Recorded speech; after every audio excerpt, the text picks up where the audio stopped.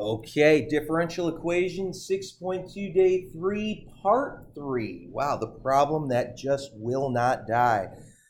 Here we, take a look at our p-value being 0, and my goodness, that helps so much because as soon as I know I'm plugging in a 0 into this integral at the top, that's just going to wipe completely out. You're just going to be having a constant, and we can even ignore that. So best news that you could ever have. Here's maybe the not so good news that maybe we won't be as happy to have. As we begin to try to work out and ignoring the constant that would be removed, remember what y1 was. y1 was this infinite series. It's this infinite series that we've got right here. And, that's honestly what we're going to be plugging in down below. Not only that, guys, but you're going to have to square it. Now, by hand, that's not fun. I don't think you even needed to hear that. I'm sure you thought, no kidding. But you think, how in the world could we square something like that? Well, this is where we go to Wolfram Alpha, and we're going to get some help. Now, just go to wolframalpha.com. You can look at that on, through Google. Click on calculus or pre-calc. Honestly, it doesn't matter. You're going to get this golden box here. Here's what you honestly want to type in for a command, and I'm doing this quickly. What you would want to do is expand that denominator squared. Notice I have an infinite series. Notice I do have an infinite series, but guys, I'm not going to have to write out an infinite number of terms. I'm just going to write out the x minus x squared over 2 plus x to the third over 12 minus x to the fourth over 144. I have parentheses around it, and I'm squaring that. So, I'm going to go back to Wolfram Alpha, and I'm just, for the sake of time, just going to paste that. And then when you hit enter, you can see very nicely down here where I'm running my cursor over, they're going to give you what that expansion was down below. And wow, that is really, really something. Now, of course, you could, go sequentially, and you could go back to this, thing over here and say, hey, what was that denominator once you squared it? Well, evidently, once you square it, and if you went in the lowest order all the way up to the highest order, you'd say x squared minus x cubed plus 5/12 x to the fourth, and so on. You could say minus 7 over 72 x to the fifth, and so forth. In other words, we let Wolfram Alpha do all the heavy lifting. Again, you could see I'm just writing it backwards. Now, here's the cool thing. You might be thinking, oh my gosh, now I'm going to have to do some work on that. Would I have to retype that all out in a command? No, thank goodness. What you're going to be able to do real quickly is highlight something, and I did it before, and now I'm not having as much luck. Hit Control-C, and like later on, if you wanted to get that to show up again, you could just paste it. Now, you're going to have to delete that, but whatever work you'd want to do, you can just cut and paste, right? So that's a huge time saver too, and that's something else that you want to know. I'm going to delete all that. Here's where it gets a little tricky. You'd think, okay, so I'm going to go back to our note page just for a moment. You could say, hey, before I integrate this, I'd like to take that reciprocal. And that way I could work that out. Guys, amazingly, what you want to do is actually do a Taylor series expansion on that. That's the tool that you're going to have to use when you're working this out. And by the way, if you have a numerator, that's the other issue. We lucked out just a moment ago, didn't we? You know, that e to the integral factor up on top. You know, it's a constant. It's great. The integral of 0 is a constant. E to the constant is a constant. And, you know, we just threw it out and put a arbitrary 1 there. Well, you think, my gosh, I want to break this thing down, so I don't want to integrate this. I want to see if there's a nicer way to do it. Yeah. What I want to show you right now is take the answer that you just got, but say Taylor series 1 over all of that. Notice what I did. I first started with just the denominator, and I squared it. And then I'm going to say Taylor series 1 over whatever you'd cut and paste. So this is going to take a while for Wolfram Alpha to actually punch out. This is doing some long division if you wanted to work it out by hand. Otherwise, you're going to be able to very nicely, after a few seconds, here it is. You can see this right here is what is inside your integral. That's what is inside your integral. You can see that it's 1 over x squared plus 1 over x plus 7/12 plus 19x over 72 and so forth. And, you know, you could jot that down.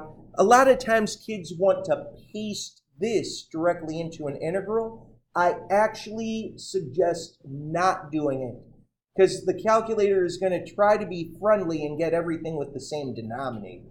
And it actually makes everything get really ugly.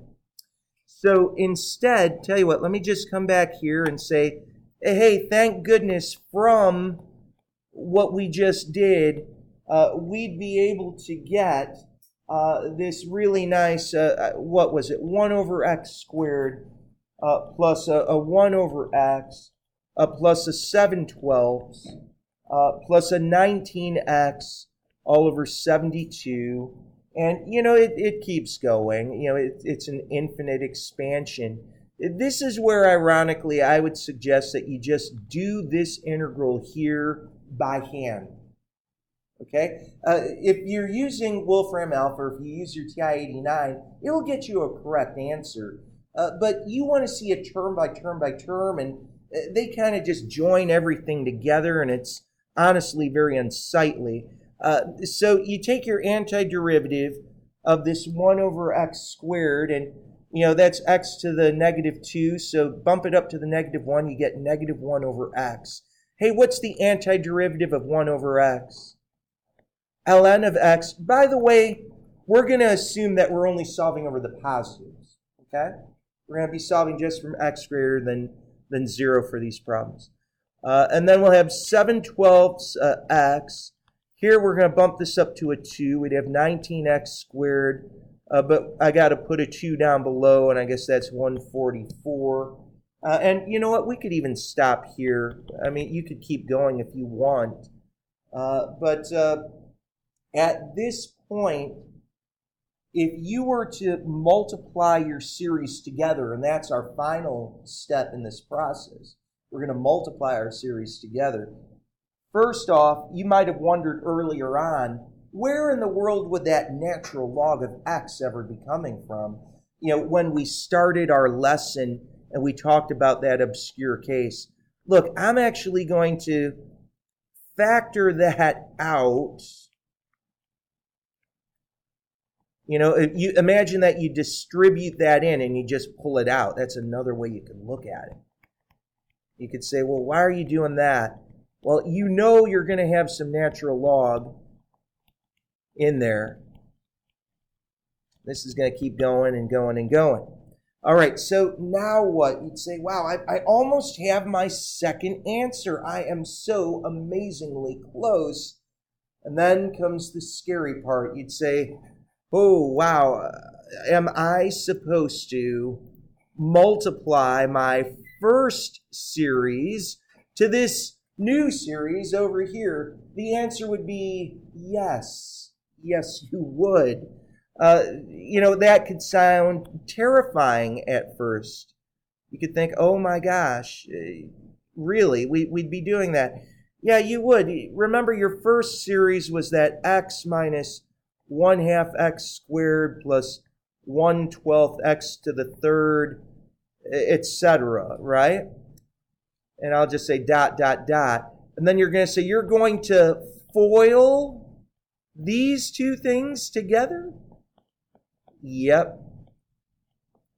Yes, we are. Now, obviously one way you could go is just term by term by term and then just keep going until you recognize an obvious pattern. But hey, we have our friend Wolfram Alpha to help us out, right?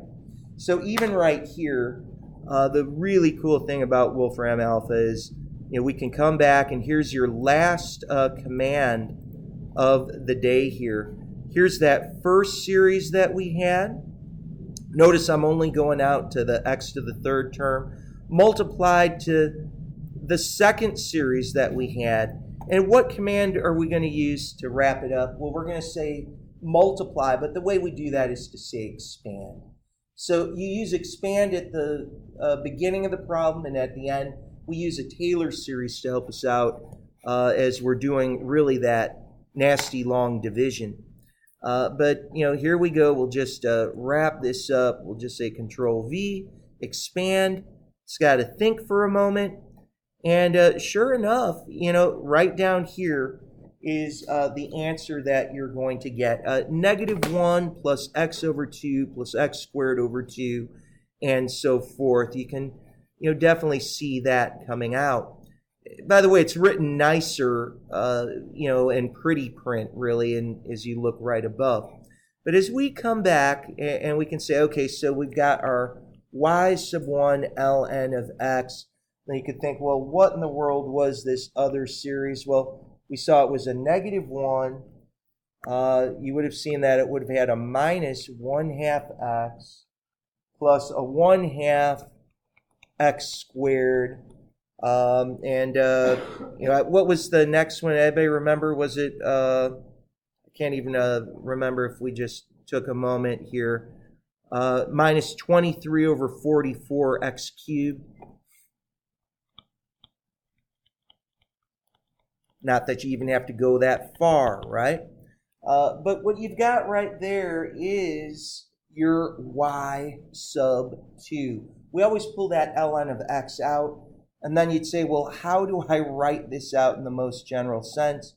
Well, you'd say, look, we've got some constant multiplied to y1. Here's your y2, as ugly as it could ever be. And there you have it. So y1 was written up above. We had written that out. And we should have put a nice big box around that. Could recopy it down there if you'd like, but that's it for the method of Frobenius.